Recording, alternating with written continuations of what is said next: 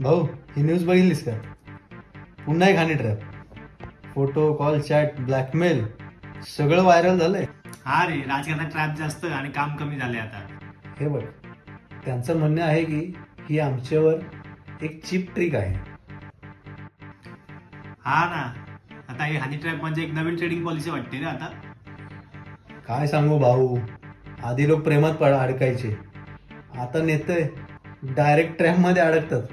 पकडले गेले की असं म्हणतात मी ट्रॅप नाही, मी ट्रॅप झालो.